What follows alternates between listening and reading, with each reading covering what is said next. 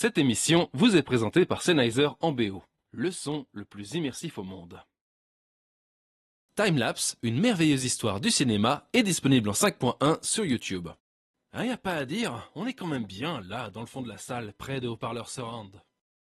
1974. Tremblement de terre débarque sur les écrans nord-américains en coupant littéralement l'herbe sous le pied du géant du genre, la Tour Infernale. Les deux films sont bien sûr des succès colossaux pour l'époque et contribuent à alimenter la machine hollywoodienne du film catastrophe, en marge des fameux Airport, l'Odyssée du Hindenburg, 747 en péril, l'aventure de Poséidon ou encore l'inoubliable, que dis-je, le sensationnel Airport 80 Concorde.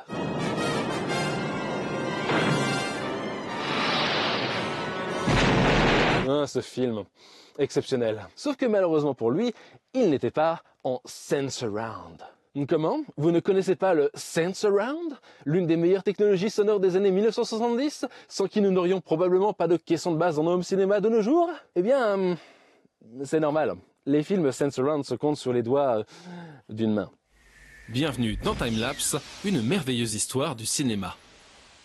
Dans les années 70, Universal se dit que pour contrer l'essor toujours plus grandissant de la télévision, il faudrait créer un engouement, un événement rassemblant suffisamment les foules. L'image avait alors été agrandie du 1,33 pour 1 classique au cinémascope 2,39 pour 1, voire même 2,76 pour 1. Mais ces extravagances étaient terminées depuis bien longtemps. Il faut dire qu'en 1974, on est juste après le choc pétrolier, donc il faut des idées, même aux États-Unis. Et cette idée, ce sera le Sensurround, une reproduction des basses fréquences envoyée pour la première fois sur des enceintes dédiées, capables de balancer du 1000 watts de puissance jusqu'à 120 décibels. Autant dire que ça faisait littéralement trembler les murs, le plafond, les salles d'à côté, bref, tout ce qui se trouvait à proximité n'en ressortait tout simplement pas indemne.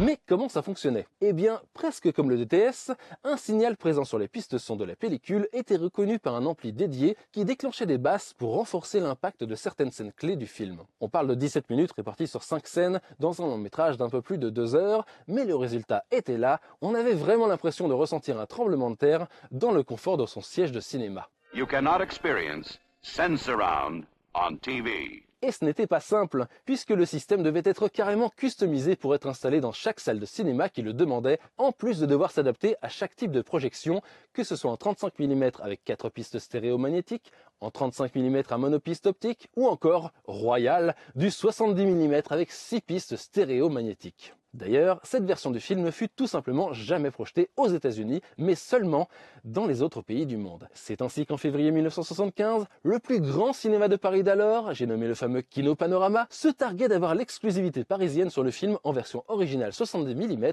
ainsi que son système de son Sensurround. Une folie à laquelle mon propre père assistera à l'époque à même pas 18 ans.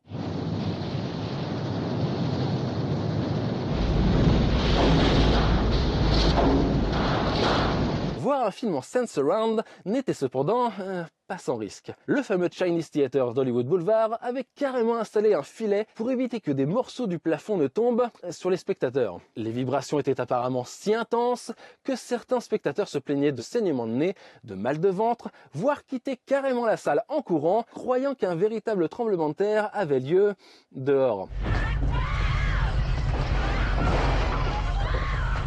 Néanmoins, ça n'empêchera pas quelques 800 cinémas de se faire installer du Sensurround dans le monde entier, dont la moitié aux États-Unis. Tout ça pour à peine 5 films seulement, sortis entre 1974 et 1979, Tremblement de terre bien évidemment, mais aussi La bataille de Midway, le Toboggan de la mort alias Roller Coaster, ou encore les 2 films issus de la série originale de 1978, Battlestar Galactica.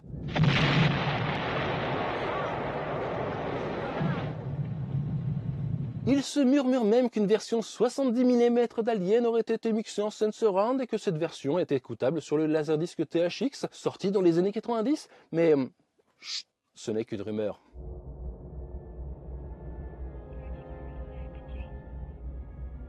Comme beaucoup de technologies expérimentales, le Sensurround avait pour but de ramener le public dans les salles. Sauf que dès 1979, avec un certain Apocalypse Now, Dolby allait tout changer en créant la norme 5.1 que nous utilisons tous aujourd'hui dans nos home cinéma. Ayant cassé la baraque en accompagnant le son de Star Wars 2 ans plus tôt, le système Dolby 70 mm devint très vite un standard de qualité largement adopté dans les années 80. Il faudra cependant attendre le début des années 90 avec Batman Returns pour que le 5.1 sur 35 mm se démocratise enfin grâce au Dolby Digital. Mais c'est une histoire pour un prochain numéro. C'était Gorkab pour sonvideo.com, à très vite dans Timelapse.